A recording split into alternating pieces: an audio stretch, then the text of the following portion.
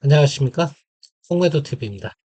자, KT가 현대차그룹이 최대 주주로 이렇게 되었네요, 보니까.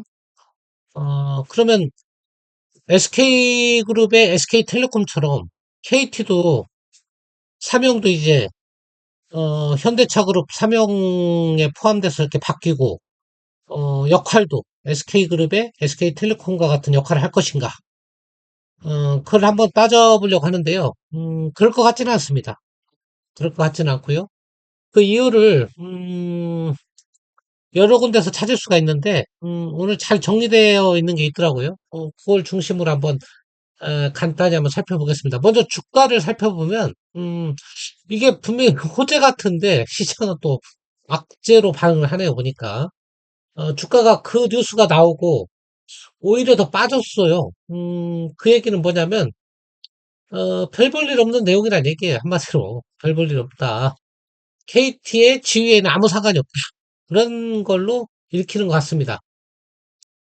자, 먼저 지분 관계 한번 살펴보시면요.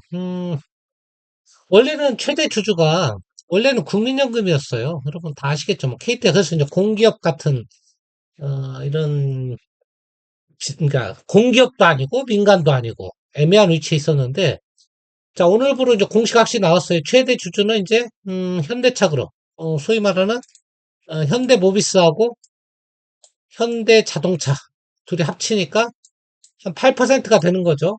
과거에는 국민연금이 1등이었어요. 그 국민연금은 지금 얼마냐면 7%대로 빠졌어요. 왜 그러냐면 국민연금이 주식을 팔아서 그래요. 그러니까 현대차 그룹이 최대 주주가 되고 싶어서 된 게 아니고 저절로 된 거예요. 왜? 국민연금이 팔았기 때문에. 어쨌거나 그래도 최대 주주는 최대 주주인데 왜 주가는 발표가 나자마자 빠지냐? 그건 이제 속 내막을 살펴보면 여러 가지가 있습니다. 정리된 걸로 한번 말씀을 드리고, 일단 국민연금 지분이 얼마냐면, 자, 7.6%예요. 원래 국민연금이 8%가 넘었어요. 근데 팔아가지고 그래요. 쭉 팔아가지고, 지금 7.69%로 국민연금이 이제 2대 주주가 된 거죠. 단일 주주로는. 여기 보시면, 7.69. 그 다음에 뭐, 다른 뭐, 신한은행 뭐, 이렇게 여러 가지 쭉 있네요. 보니까. 뭐, 이런 사람들 그냥 단순 투자가죠. 자, 그러면 현대차 그룹이 인수를 하면, 누가 봐도 이제 KT가 민영화돼서, SK텔레콤처럼, PBR이라든가 PER 좀 더 높게 평가받을 수 있을까? 이렇게 기대를 했던 사람도 오늘 주가를 보고 실망을 했을 거다. 그런데 내용을 살펴보면 그럴만도 해요. KT가 현대차 인수됐으면 사명도 KT가 아니고 현대차 그룹 통합 사명을 쓰고 이렇게 해야 SK텔레콤과 같은 역할을 하는데 그게 아니에요. 왜 그러냐면 하나 살펴보시면 자, 보십시다. 자, 19일 현대차 그룹이 KT 최대 주주로 승인됐다. 이거는 저 정부가 승인을 해줘야 됩니다. 승인됐다. 이렇게 나와 있고요. 자, 여기 나와 있죠? 승인.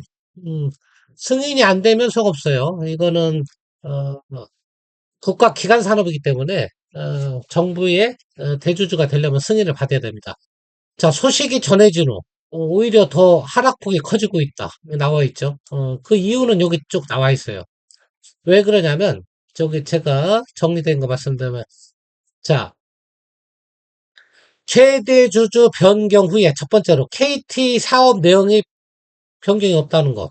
이건 뭐 당연한 거죠. KT를 인수했는데 사업 내용을 통신 사업에서 다른 걸로 바꿀 필요, 그건 당연한 거고요. 이건 당연한 거고. 요것 때문에 못 올라가는 건 아니고.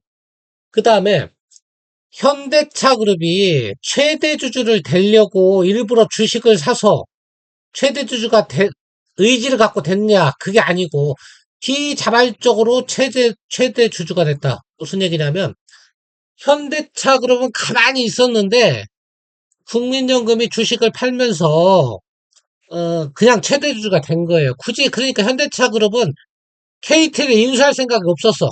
다만 단순 투자 목적으로 가지고 있었던 거죠. 근데 본의 아니게 최대 주주가 된 거예요. 그 다음에 투자 목적도 경영 참여가 아니고 단순 투자예요. 그러니까 SK텔레콤처럼 우리도 통신 자회사를 놓고 경영하겠다. 그게 아닙니다. 그냥 단순 주식 투자예요.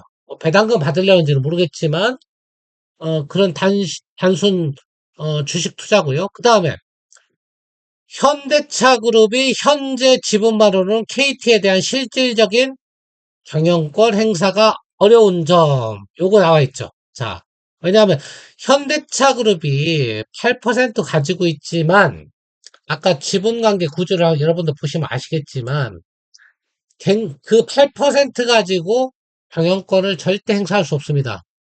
보시면, 아까 국민연금이 7.6 가지고 있죠? 그 다음에 신한은행도 가지고 있죠? 이렇게 외국계가 또 거의 한 50% 가까이 가지고 있죠?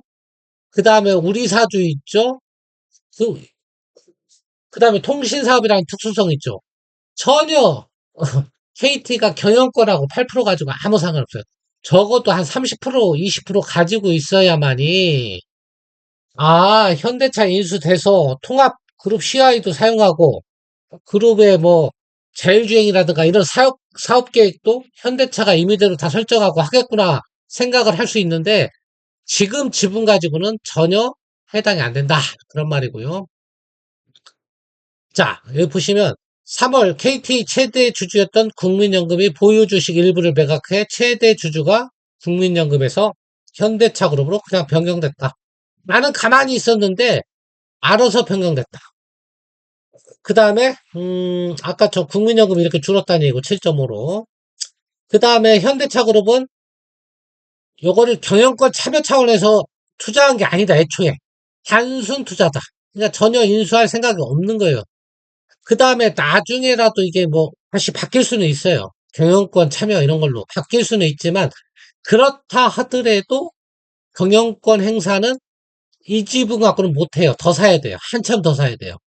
이제 그런 부분 때문에 오늘 이런 뉴스가 호재죠. 사실 민간 기업에 팔린다는 건 호재인데 호재임에도 불구하고 KT가 지금 주가가 빠지고 있다. 하지만 굳이 악재도 아니거든요.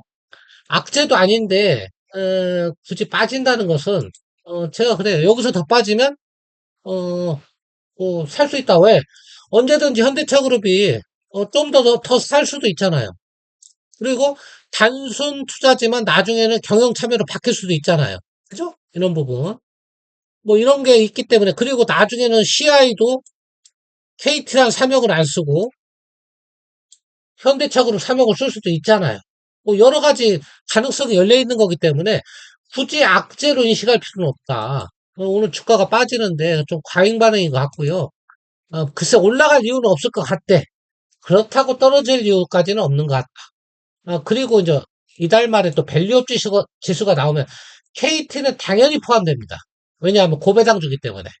당연히 밸류업 지수에 포함되기 때문에 지금 이 가격이면 PER, PBR 보면 SK보다는 낮을 거예요. 한번 비교해 드릴까요? SK하고. 간단히 비교해 드리면요. 자, 시총은 KT가 10조, SK텔레콤 12조, 매출액은 KT가 크죠. 26조, 17조, 영업이익이 1조 7천억, 1조 8천억 똑같고, 순이익은 거의 비슷합니다. 영업이익률이 좀 좋고, PBR이 0.58, SK는 1배, 그 다음 PER이 9배, 11배. 그러니까, 그 다음 선행 PER도 7배, 9배. 그러니까, 모든 지표는 비슷한데, 평가는 한 70% 정도밖에 평가를 못 받는 것 같아요. SK텔레콤에 비해서. 그래서 물론 뭐 상승률은 비슷합니다. 올해 상승률 비슷하고 부채, 뭐 배당 뭐 거의 비슷합니다. 근데 여기서 PBR하고 PER 여기서 평가를 못 받고 있다. 이런 부분은 나중에 충분히 저평가가 해소할 수 있는 그런 기회가 될 수 있는 것도